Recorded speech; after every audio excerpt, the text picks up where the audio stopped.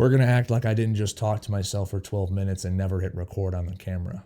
So now I am certain we are recording. So today we are talking about how anxiety and depression affect a weight loss journey or a fitness journey in general. Maybe you're trying to build some muscle, right? Or train for an event, right? I got a half marathon that I signed up for in May that I am woefully behind on the training on. So that's fun. Also, shout out Ashley. It's our 6-year anniversary today. And before anybody jumps my guns, because everybody loves Ashley, I promise you, we are going on a date later this evening. So everything is good. She is getting treated like the princess she deserves. Anyway, let's dive in to anxiety and depression and how it affects a weight loss journey. Okay.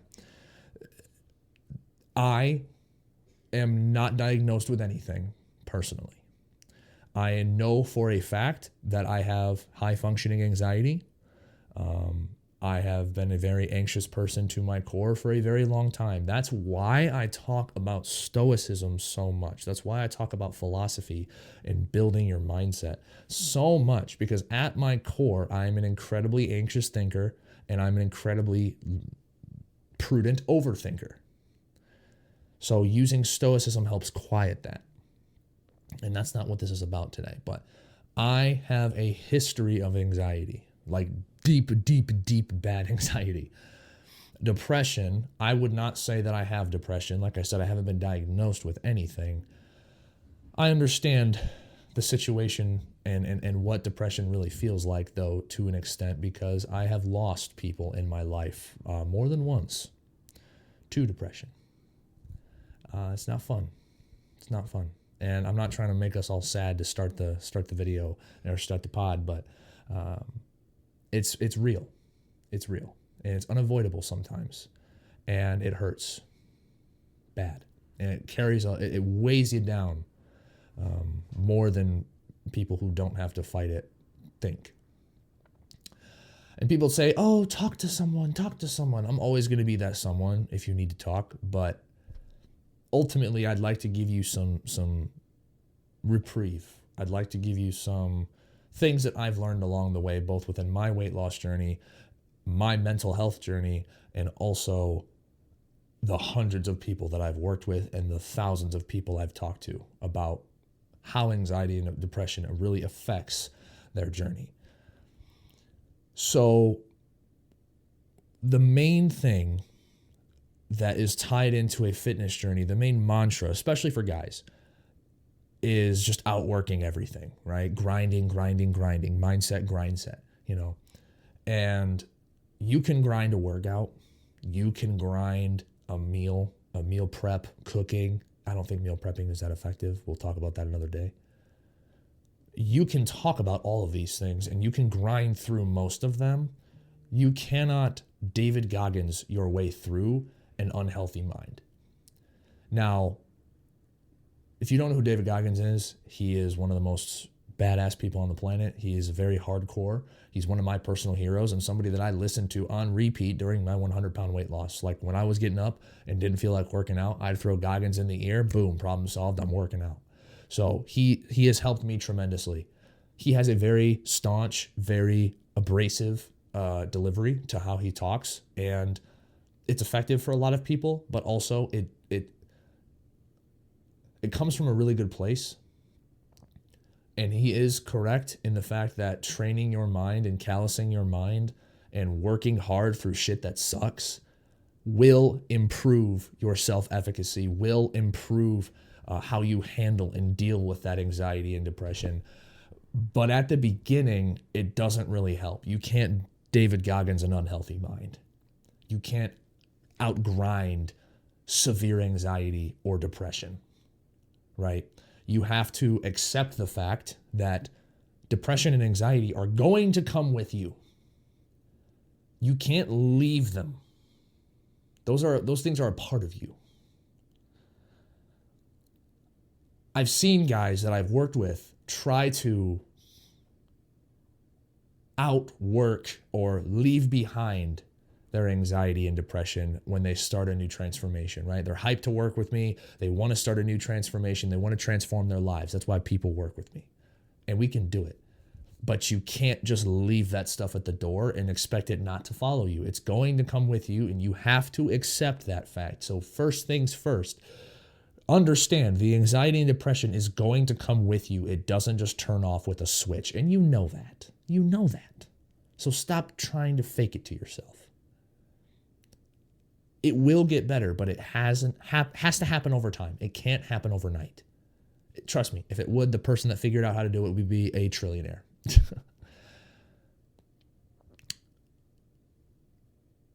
The issue isn't laziness. The issue isn't not wanting it bad enough. The issue comes from three things typically: lack of clarity in the short term, lack of direction in the long term, and lack of self-trust. Lack of clarity in the short term means not knowing what the next move is, being scared to make a mistake, and feeling like you're going to ruin your progress if you do make a mistake, and not having the clarity on what the short term translates into the long term, right? If I eat this food, am I going to set my deficit back? Am I going to miss my weigh-in? Am I going to have to work out extra to do this? That's what overthinkers and anxiety are experiencing with the lack of clarity. Lack of direction is like driving a car, but you have no idea where you're going. Not a clue. You're running the gas, you're driving, but you don't know where to go. You don't know what the plan is. And this is more of a long-term perspective, right? You don't know how much weight you want to lose. You don't know what it's going to look like. You don't know what it's going to take. You don't know what problems are going to come up. And that overthinking rips you apart and keeps you stable in the same place. Not stable, but unhappy and stuck in the same place. That's what anxiety does. It keeps you paralyzed. And now that there's 20 zillion people talking to you all the time, thanks to these death machines right here, your phone, it's not going to help the case. You got idiots walking through the grocery stores with their shirts off, yelling at you. You got people telling you that everything you do is giving you cancer. That weighs on an overthinker. And not having a reliable source of one place to get their information that they can trust kills this direction. Big time. And it leaves people stuck. Anxiety paired with the lack of direction leaves you stuck. I call it analysis paralysis. You have so many options, you have no idea which one is correct. Finally, the last one, lack of self-trust. This is a big one. This is one that I spend a lot of time working on with people, both in my personal life that isn't really tied to weight, but also in a lot of my clients' lives and a lot of my content. I talk about this. This is something that's really important and really, to be honest with you, new to me compared to every other thing that I've trained myself to do. Like, self-trust is not something I've had for a long time. I was notoriously awful to myself. I hated myself with a big old capital H for a very long time. And a lot of that was rooted in lack of self-trust because I could not understand for the life of me why I couldn't finish what I started. Not even just in fitness, I chickened out of things. I couldn't finish what I started. I was younger, yeah, but I was not somebody I was proud of. And I hated myself for it. And when you've been overweight for the 90% of your life or your entire life, that's what most of the people I talk to are going through, right? They've been unhappy with their physiques for years, decades. If you've been overweight your whole life, you have nothing but proof that you are not who you say you are. You have nothing but proof that you are going to stay this way. And carrying that metaphorical weight on your shoulders is a nightmare. It's a nightmare. The amount of days where I tried something, started something, and then immediately ended it the next day because I didn't believe in myself, even though it worked, even though it went well, even though I had a good day, just purely out of lacking self-trust. I can't even count how many times I used to do it. When you don't have any self-trust, when you have decades of proof that you aren't going to accomplish it, it will weigh on you. One of the exercises that I've used for a lot of the people that I've worked with are I talk about a garden. My dad's a gardener, so I use garden analogies and I like visuals, so this is just something I use. Every time you have a win, whether it's in your weight loss journey or just a self-improvement journey, right? Because a lot of the people that come and work with me or talk to me or shoot me messages on Instagram are just trying to improve their lives. They're not just looking to lose weight. They're trying to improve their mindset, improve their lives, right? The best way to do that and the best way to build that self-trust, the easiest way to do it is, number one, accept that it's not going to happen overnight. It's not. No matter what you do, no matter what magic pill you take, it is not happening overnight. But number two, if you can just treat every win like you're planting a flower, right? Treat every win. I'm getting spam calls like left, right, and center. Will you shut up, please? Okay. Every win you have is a flower, whether it's a non-scale victory, right? You got a compliment at the gym, or you hit a PR in the gym, or you found a new recipe you liked, or you're down 2 more pounds on the scale. Those are wins, right? That's a flower. Every time you get one of those, you have to recognize that it's a win. You cannot shake that off.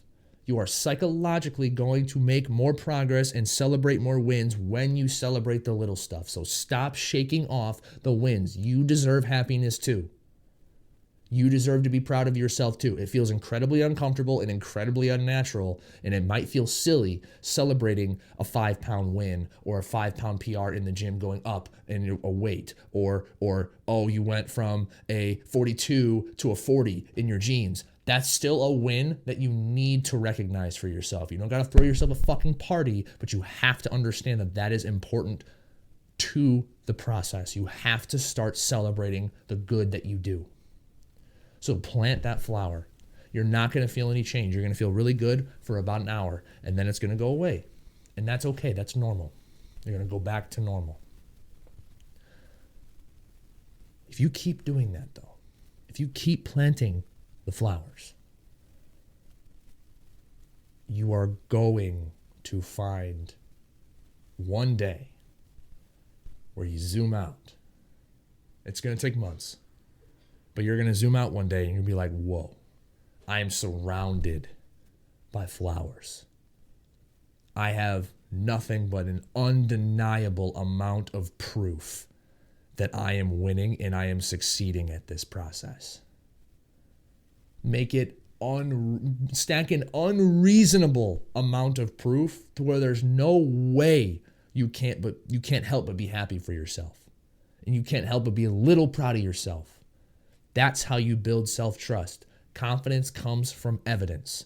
Collect evidence, recognize when you are collecting evidence, and keep stacking it. Keep a log of those wins.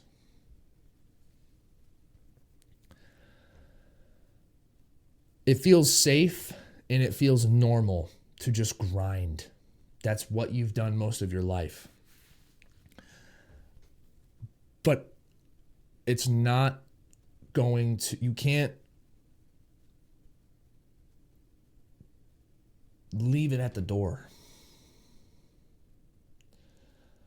There are a lot of hardcore challenges out there like 75 Hard or Carnivore or any of the self-improvement stuff you see. And those are great. Those are cool. Those are good kickstarters for people's motivations. But I feel like the vast majority of people that I've spoken to that try them absolutely abysmally fail. Again, not really because of motivation, but because they're not addressing the issue at hand. I call this slaying the dragon, okay? You cannot, old school fairy tale, there's a dragon in the castle that prevents you from going forward. You have to slay the dragon before you can move forward. Everyone has a different dragon. For me, I was a stress eater and I was a binge eater. That was what I struggled with. I would eat gigantic meals, way bigger than my eyeballs, and then still finish them, as I didn't know how to make myself full. Once I figured out how to make myself full and satisfied for my meals, life got a lot easier. That was one of my dragons, right, that I knew I needed to slay. So a helpful action step for you when it comes to combating this anxiety and this depression is to give yourself that clarity that you're lacking, to give yourself the direction that you're lacking, and to give yourself a path forward Figure out what your dragon is. What got me here? And that's a whole nother skill in itself. Being able to objectively speak. Got the hiccups. Being able to objectively speak about your issues in an unemotional way. Like you are sitting down with yourself, giving yourself an audit, giving yourself a diagnosis, if you will. What got me here? If I were to sit down with myself at the beginning of my journey again, I'd say, okay, here's what got you here. You can't stop failing what you're starting and just absolutely quitting after a weekend, and you can't stop binge eating because you're not eating foods that keep you full. And I'm not going to be mean about it. I'm going to say it objectively, out loud, just into the ether, into the universe. That's another issue. Anxiety and depression really like to pile on the shame factor. Shame and guilt do absolutely nothing for you. Absolutely nothing. You gain no mental or empathetic high ground, no moral superiority getting mad or sad at yourself. You gain nothing from it. And making yourself feel guilty for a mistake does nothing. It proves nothing to no one except for pain to yourself. So being able to emphatically and objectively say what the issue is out loud to yourself. You don't have to say it to anybody. You can. Feel free to drop it in the comments. My issue is that I don't know how to make meals that fill me up, or I don't know what the next step is after I find my calories. Figure out what the problem is. Speak it objectively, because then once you have the problem objectively written out, without any emotion or shame attached to it, you can then find a solution. Everything's figure outable. Google is free. The internet, we are in the age of information. But the shame that you're hiding behind is what's stopping you. So what is your dragon to slay? What is stopping you from achieving what you want? What is the actual objective problem in front of you? There's going to be multiple. What's the one that you know you can identify now that we know we can work on? That's where you start. That's how you figure this out. And then every time you get a small win attacking that specific issue, you plant a flower. And then if soon enough you plant enough flowers, that is no longer going to be a problem anymore. And then you can move on to the next one. But your problems, your dragon, the stuff that's stopping you, most of it, the stuff that really is going to suck, the stuff that's really slowing you down, it is going to be mental. Those are the harder ones to overcome. Those are the harder ones to overcome. What got you there, and why are you still staying here? That is what I wanted to kind of talk about today. That's what I wanted to talk about today. I truly, truly think that if you can simply just accept that anxiety and depression is going to come with you, and it will get better. You have to have faith in the process. That's the last piece. Having faith in the process, understanding that it's going to take time, that you are committing to a long-term change, and that is not going to happen overnight. But if you can identify your problems objectively, remove the shame, and give yourself that self-trust by stacking those wins and speaking about them objectively, the anxiety voices get a little quieter and you start getting a little happier. And then, God forbid, maybe you even become proud of yourself. If you have any questions about my journey with anxiety or depression, I'm totally open with it, and I would love to talk to you more about it. Just shoot me a message on Instagram at @thebiggestfella__. Subscribe to this podcast talk show on YouTube. We're going to be doing these a little bit more often now. I just want to yap to you guys and really talk about the problems that matter. I've been having a lot of fun lately, and I'm really, really excited to be able to help you guys even more. We've got some really cool things that we've been able to build, and I am ruthlessly focusing back onto the mental side of things again for both myself, for you guys, for the content that I put out, for the programs that I build. Everything that I do is going to be tied much deeper into the overall self-improvement narrative and the mindset and the tricks and the sneaky, sneaky, sneaky emotions that tend to derail us. So I'm really stoked. If you want more help, like I said, just drop a comment, shoot me a DM on Instagram. I would love to talk to you about it just objectively and help you guide you through this. All right. Keep it simple, big fella. I love you to death. And if no one said it to you today, I am so, so proud of you.